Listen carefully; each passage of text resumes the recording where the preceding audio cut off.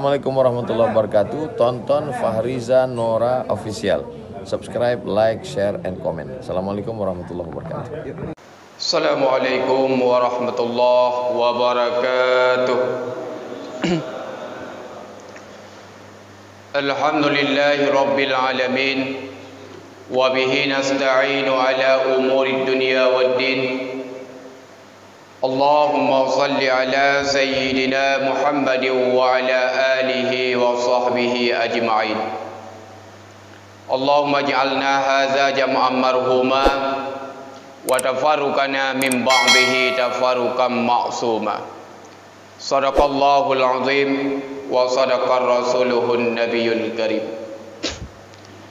Setelah kita memuja dan memuji kepada Allah Subhanahu wa taala dan bersalawat kepada baginda Rasulullah sallallahu alaihi wasallam dan kepada keluarganya dan para sahabat beliau sekalian, mari yang kami muliakan terutama sekali kepada guru kita bersama Habib Mumshi beserta seluruh pengurusnya yang insya-Allah Allah muliakan, juga yang mulia kepada guru-guru kami dan orang tua kami kaum muslimin, para hamba Allah sidang jamaah subuh yang dimuliakan Allah Subhanahu wa taala. Hadirin sidang jamaah subuh yang dimuliakan Allah. Suatu ketika Imam Al-Ghazali bersama para murid-muridnya, beliau berkata sambil menasihati akan murid-muridnya dengan 6 nasihat. Nasihat yang pertama daripada Imam Al-Ghazali kepada murid-muridnya, wahai murid-muridku sekalian, ketahuilah yang bahwasanya perkara yang paling dekat dengan kita di dunia ini yaitu kematian. Kematian merupakan perkara yang pasti yang akan datang kepada kita pada suatu masa. Ketika kita hidup di dunia ini, lambat laun kita semua akan mengalami yang namanya kematian. Kemanapun kita pergi, dimanapun kita berada, yang namun kita tidak lepas daripada yang namanya kematian. فَإِذَا جَاءَ أَجَلُهُمْ لَا يَسْتَأْخِرُونَ السَّاعَةَ وَلَا يَسْتَقْدِمُونَ. Dalam Al-Quran Allah memberi jawaban, maka apabila ajal tersebut sudah sampai kepada kita, Allah hana nepaki musabah sa'ah, dan Allah hana nepawai musabah sa'ah, mau tak mau, siap han siap bak watenyan gini harus tak kembali kepada Allah.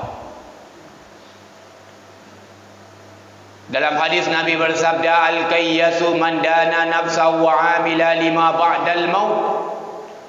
Orang yang cerdas hidup di dunia ini, kata Rasulullah, itulah orang-orang yang selalu introspeksi dirinya, mengendalikan hawa nafsunya, dan beramal sesudah kematiannya.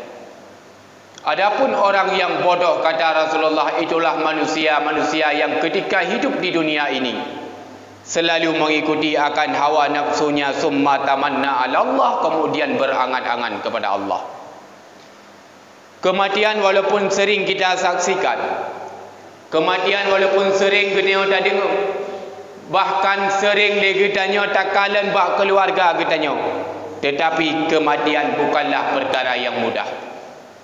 Akan membuat kabar bahagia bagi orang-orang yang senantiasa beribadah dan berbuat kebaikan kepada Allah. Senantiasa kematian tersebut akan membuat kabar celaka bagi orang-orang yang ketika di dunia lalai dengan kehidupan yang sementara, selalu bermaksiat kepada Allah Subhanahu wa taala. Ketika kita mengalami kematian, sebelum kita mempertanggungjawabkan di hadapan Allah apakah perbuatan yang telah kita lakukan di dunia ini, tentu kita semua akan tidur di alam barzah. Alam barzah yang merupakan alam pertama daripada alam akhirat, alam terakhir daripada alam dunia. Ketika kita berada di alam barzah, kemungkinan besar dua. Kalau bukan kubur kita daripada sebuah kebun daripada kebun syurga, sudah pasti daripada lubang neraka. Apabila di alam barzah kita bahagia, kemungkinan besar kita akan bahagia di akhirat kelak. Tetapi apabila di alam barzah kita celaka, kemungkinan besar kita akan celaka di akhirat kelak. Ketika kita tahu di alam barzah, apa yang akan kita andalkan? Uronya nak anak kena kerja, pak kantor wali kota, pak kantor bupati, apakah anak tersebut mampu menolong kita? Sementara doa tidak pernah dia antarkan kepada kita ketika kita berada di alam barzah. Lagut bak wate gede tak di alam barzah, anak urung upo cucu urung kaya. Harta yang Allah titipkan kepada kita hari ini miliaran. Ura malam kitanya tak minta harta. Ibadah dan kebaikan kita lewati. Majlis ilmu agama nak beberapa masjidnya kitanya tak lewati, tak lalui, tak minta harta supaya mendapat kesenangan, tetapi harta tersebut tidak mampu menolong kita. Jabatan yang Allah titipkan kepada kita hari ini tidak mampu menolong kita, kecuali jabatan dan harta tersebut kita gunakan pada tempat yang Allah ridha, yang kedua-duanya dinamakan dengan ibadah dan kebaikan ataupun amalan yang salih. Coba kita renungkan kembali kisah Siti Fatimah Az-Zahra.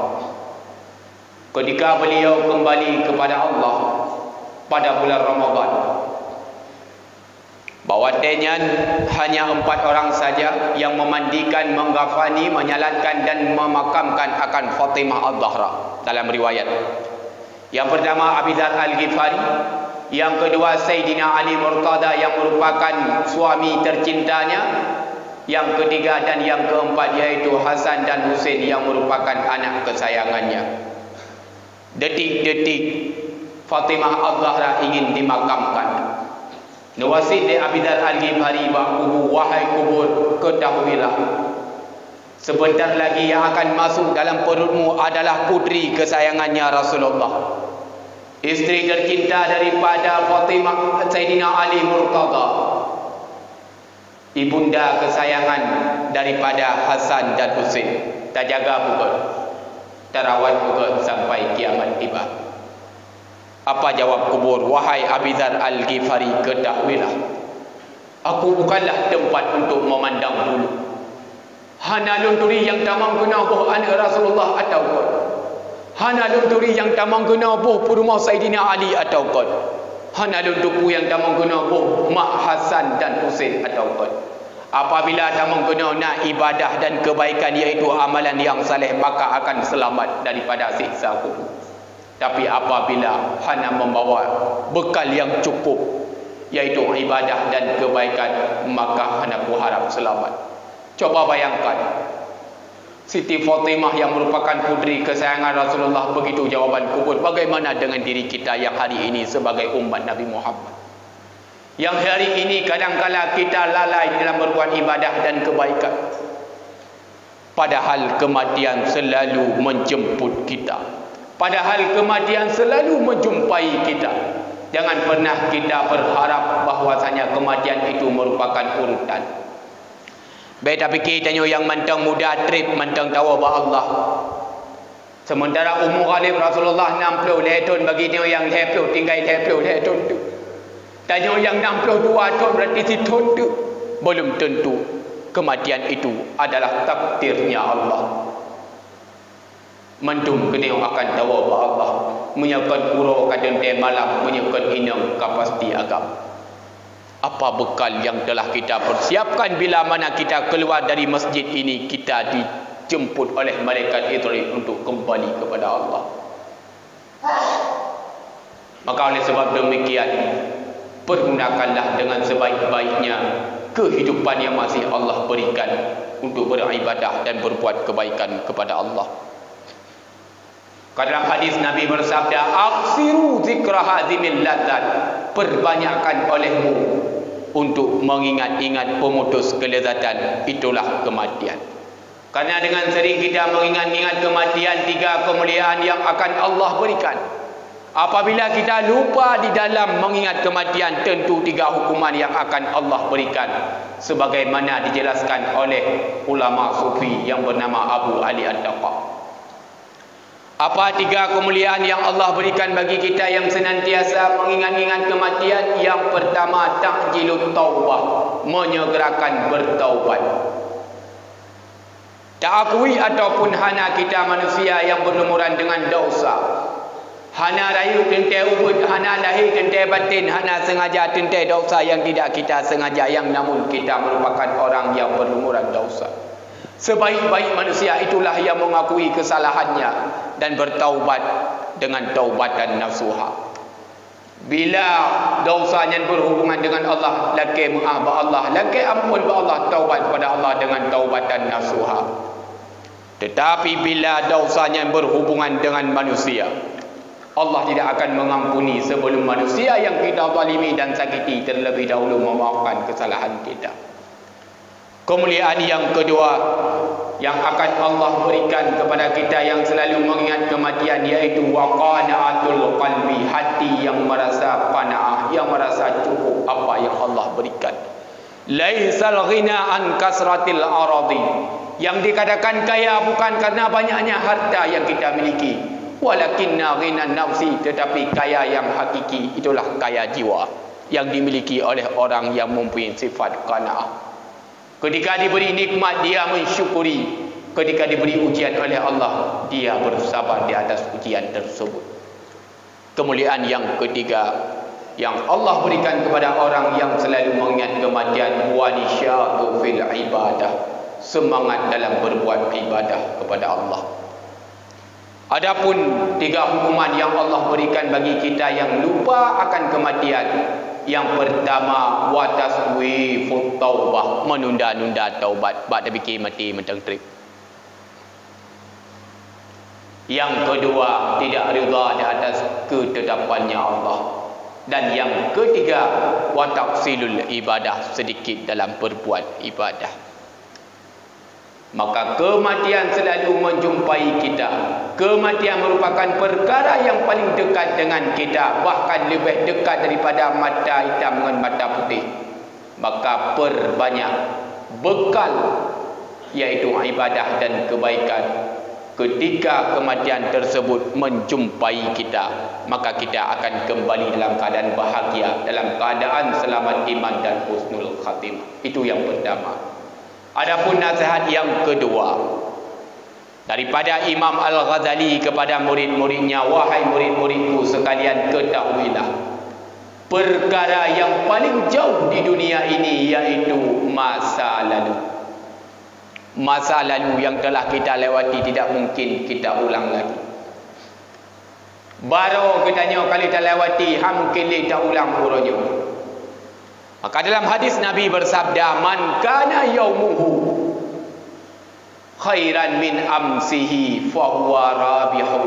Apabila hari ini nilai ibadah dan kebaikan kita lebih baik daripada kemarin, maka kita merupakan orang-orang yang beruntung.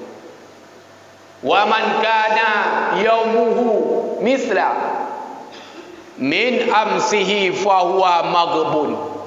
Apabila hari ini nilai ibadah dan kebaikan kita sama di sisi Allah dengan kemarin, maka kita merupakan orang yang rugi.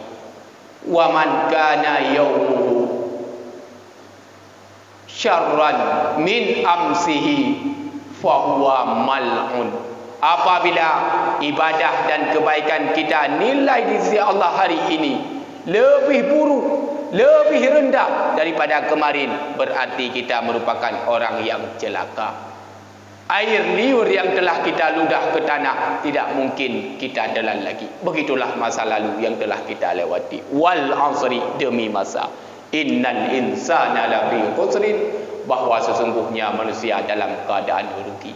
So yang hana rugi di dalam dunianya, illal ladzina amanu, kecuali orang-orang yang beriman, wa amilus salihat, dan beramal salih, wa tawasau bil haqq wa tawasau bis sabri, yang mau menasihati dalam kebenaran dan mau menasihati dalam kesabaran.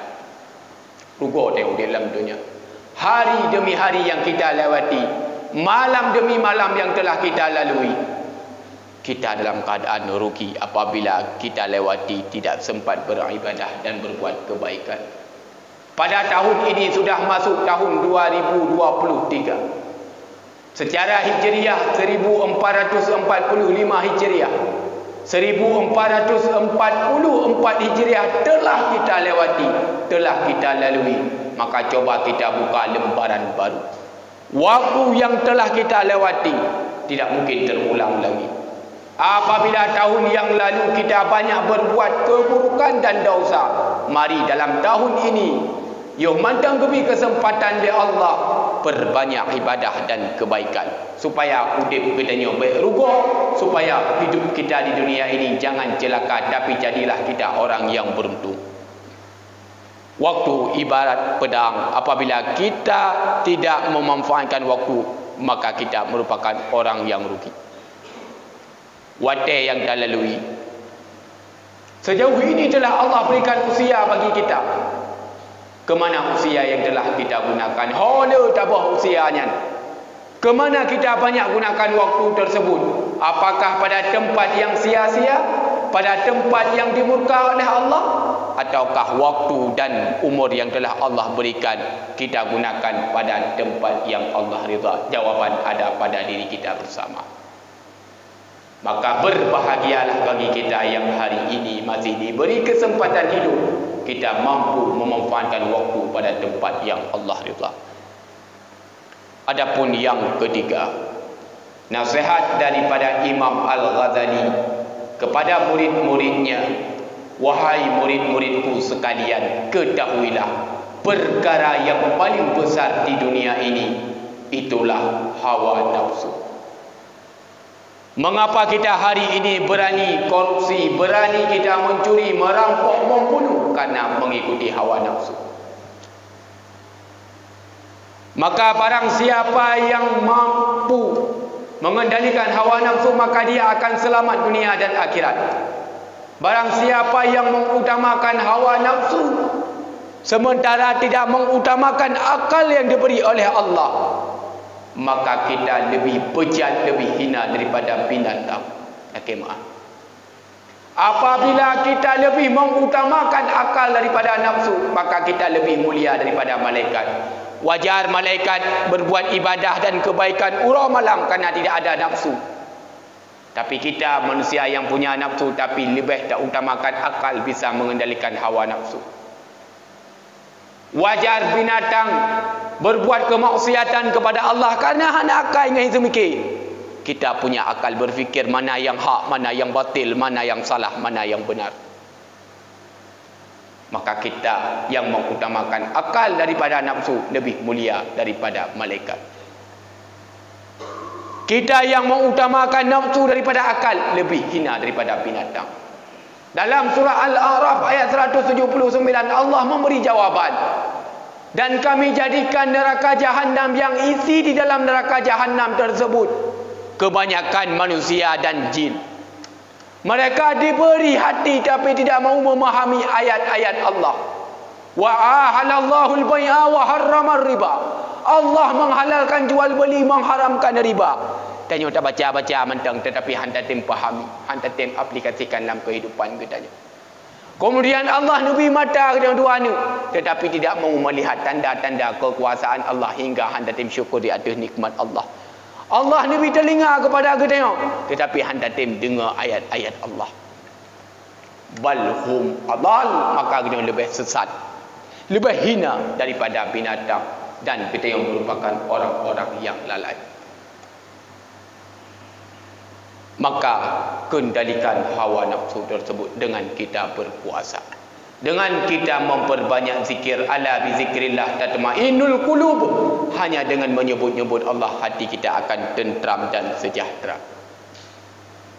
Maka ketika Allah menciptakan akal dan nafsu, kita yang berakal di Allah, wahai akal, so kata solong. Akal menjawab, long hanyalah hamba don ya Allah, sedangkan don Allah Tuhan. Tapi giliran nafsu, drone ya Allah long. Lega kita yang menang jawaban. Sehingga nuti Akhir cerita dalam neraka ju baru mengaku bahwasanya lung hamba dron ya Allah, sedangkan dron adalah Tuhan Lut. Ternyata nafsu baru kalah ketika kita dalam keadaan lapar, itulah berpuasa. Hana raya perang Badar yang pernah dilakukan oleh Rasulullah, tapi lebih besar perang hawa nafsu. Bila musuh yang kita perang nyata je tapoh laju, tapi hawa nafsu nyom menyatapoh meninggai kitanya, kecuali dengan kita memperbanyak zikir, memperbanyak ibadah dan kebaikan, memperbanyak membaca Al-Quran, memperbanyak berpuasa, sehingga nafsu kita lambat laun akan lemah, mampu kita kendalikan hingga kita menjadi hamba-hamba yang baik. Nafsu kita akan menjadi nafsu yang mutmainnah, nafsu yang mengajak diri kita untuk kembali kepada Allah dalam keadaan rida dan masuk dalam syurganya Allah. Hadirin yang dimuliakan Allah Subhanahu wa taala. Adapun yang keempat, nasihat daripada Imam Al-Ghazali kepada murid-muridnya, wahai murid-muridku, ketahuilah perkara yang paling berat di dunia ini itulah amanah. Sehingga dalam Al-Quran Allah memberi jawaban dalam surat Al-Ahzab ayat 72. Apa kata Allah? Inna aradnal amanata ala samawati wal ardi wal jibali fa'abaina an yahmilnaha wa ashfaqna minha wa hamalaha al-insanu innahu kana zaluman jahula. Ketika amanahnya gejuk kepada gunung, gejuk kepada bumi dan langit, maka mereka menolak, mereka khawatir akan mengkhianatinya. Tetapi manusia amat bodoh dan amat zalim, itim tanggung amanah tersebut. Padahal dalam hadis Nabi bersabda, la imana, tidak sempurna iman seseorang, liman la amanata lahu, yang tidak mau memegang amanah dengan benar, wala dina, dan tidak sempurna agama seseorang, liman la ahda, bagi orang-orang yang tidak menempati lahu janji. Han sempurna iman kita tengok bila gejuk amanah oleh Allah, han tatim putimang dengan God. Han sempurna agama kita bila kita sering mengingkari janji. Ciri-ciri orang yang munafik ada 3. Di antaranya yang pertama, ketika berkata berdusta, ketika berjanji mengingkari, dan ketika diberi amanah dikhianati. Kita hari ini yang hadir pada subuh yang mulia ini merupakan pemimpin dalam keluarga. Kita punya amanah, kita punya anak, kita punya istri. Ya ayyuhallazina amanu qu anfusakum wa ahlikum nara. Wahai orang-orang yang beriman, jagalah dirimu dan keluargamu daripada api neraka. Itu amanah Allah. Itanya uruhnya kau berada di dalam masjid, bagaimana dengan anak dan istri kita? Di rumah anak kita yang naik semayang subuh atau hendak, istri kita ada salat subuh atau tidak, itu mesti kita bertanggungjawabkan di hadapan Allah yaumil qiyamah. Kullukum ra'in, setiap kita pemimpin, wa kullukum mas'ulun ar-ra'iyatihi, setiap pemimpin akan Allah minta pertanggungjawaban. Bagi kita yang menjadi pemimpin, baik pemimpin desa, pemimpin negara, pemimpin kabupaten, pemimpin kota, apabila rakyat kita berbuat kemaksiatan kepada Allah, namun kita tidak mencegahnya, padahal kita punya kekuasaan, tunggu pembalasan Allah di yaumil qiyamah kelak. Kita harus mempertanggungjawabkan di hadapan Allah di yaumil qiyamah kelak. Itu amanah yang Allah bertanggungjawabkan kepada kita hari ini. Maka Rasul bersabda, umatku sangat berambisi akan jabatan, umatku sangat berambisi akan kedudukan, kana sabah perleh dua, kana dua perleh leh. Padahal jabatan tersebut nazamatan ala yaumil qiyamah, akan menjadi penyesalan di yaumil qiyamah apabila jabatan tersebut tidak mempergunakan pada tempat yang Allah ridha. Ini amanah Allah yang mesti kita bebani, yang telah dititipkan oleh Allah kita di sini di dunia ini sebagai khalifah, pemimpin. Minimal pemimpin bagi diri kita sendiri, pemimpin bagi keluarga, pemimpin bagi rakyat. Maka jagalah amanah Allah dengan baik supaya mudah kita mempertanggungjawabkan di hadapan Allah di yaumil qiyamah kelak. Betapa banyak orang-orang yang rugi, betapa banyak orang-orang yang celaka di akhirat kelak karena tidak mampu mempertanggungjawabkan yaitu amanah yang telah dibebaninya di dunia ini. Yang kelima, dalam waktu yang singkat ini, mengingat waktu yang begitu singkat tidak mungkin saya rincikan secara detail lagi. Nasihat daripada Imam Al-Ghazali kepada murid-muridnya, wahai murid-muridku sekalian, ketahuilah perkara yang paling ringan di dunia ini itulah meninggalkan salat. Padahal salat merupakan amalan yang pertama yang akan diperiksa di yaumil qiyamah kelak. Dalam hadis Nabi bersabda, inna awwala ma yuhasabu bihil abdu yaumal qiyamah min amalihi salatuhu, bahwa sesungguhnya amal yang pertama sekali dihisab yaumil qiyamah, amal seorang hamba itulah salatnya. Fa in saluhat, maka jika salatnya benar, faqad kebit kepegang di Rasulullah, aflaha wa anjaha, akan mendapat keberuntungan dan kemenangan. Wa in fasadat bik, jika salatnya celaka, rusak, tidak benar, faqad khaba wa khasira, maka kebit akan menjadi orang yang rugi dan celaka. Inna salata tanha 'anil fahsya'i wal munkar, sesungguhnya salat dapat mencegah daripada perbuatan keji dan mungkar. Bagaimana cara salat bisa mencegah daripada perbuatan keji dan mungkar? Itulah salat dengan benar, mesti didasari oleh ilmu agama. Bermupung katanya, yang ketika hari ini kita salat, apa saja yang membatalkan salat, berdaturita dah mukruh dalam semayang, berdaturita dah sunat dalam salat, baik abad hayat, berdaturita dah rukun dalam salat, supaya salat kita ada makna. Ketika kita menghadap Allah, salat itu merupakan tempat kita berkomunikasi dengan Allah. Salatlah dengan benar dan khusyuk, bacalah dengan perlahan, pahamilah akan maknanya, sehingga kita akan merasa ketagihan ketika kita melakukan ibadah salat. Apabila di dunia ini kita meninggalkan salat, maka kita akan celaka di akhirat kelak. Penduduk neraka sakar ditanya oleh penduduk syurga, mengapa kalian berada di dalam neraka sakar? Maka mereka menjawab, ketika di dunia kami meninggalkan salat. Dan yang terakhir, nasihat Imam Al-Ghazali kepada murid-muridnya, wahai murid-muridku sekalian, ketahuilah, kata Imam Al-Ghazali, perkara yang paling tajam di dunia ini bukanlah pedang, melainkan lidah. Lidah kita tiada bertulang, tetapi kebanyakan orang binasa gara-gara tidak mampu menjaga lidah. Dalam hadis Nabi bersabda, man kana yu'minu billahi wal yaumil akhir falyaqul khairan aw liyasmut. Barang siapa yang beriman kepada Allah dan hari akhirat, maka berkatalah yang baik ataupun diam.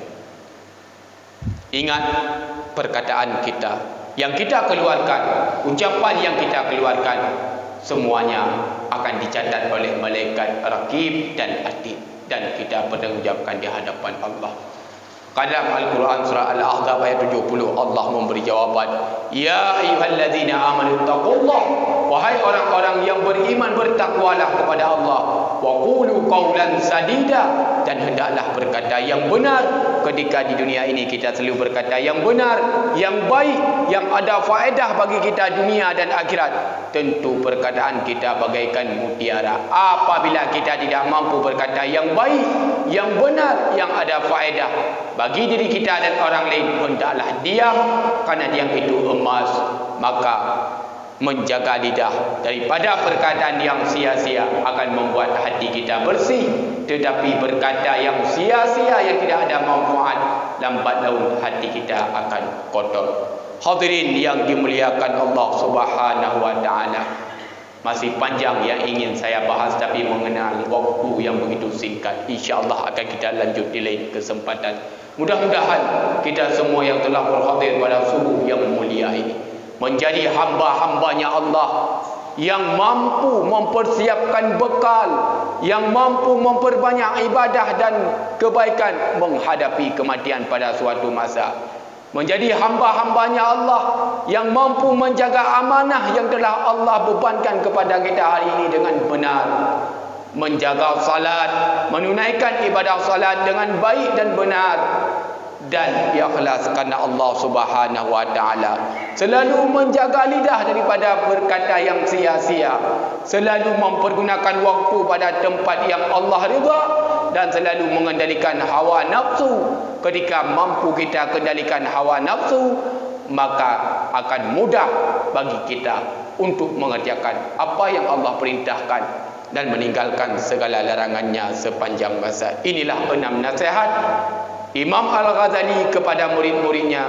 Mudah-mudahan menjadi iktibar besar, pelajaran besar bagi kita selaku umat Muhammad sallallahu alaihi wasallam. Amin ya rabbal alamin. Demikianlah barangkali yang dapat saya sampaikan dalam waktu yang singkat ini. Mudah-mudahan menjadi renungan, pelajaran serta ilmu tambahan bagi kita bersama. Terima kasih di atas segala perhatian. Mohon maaf di atas segala kesilapan, kejanggalan dan serba kekurangan lainnya. Wabillahi taufiq wal hidayah. Assalamualaikum warahmatullahi wabarakatuh.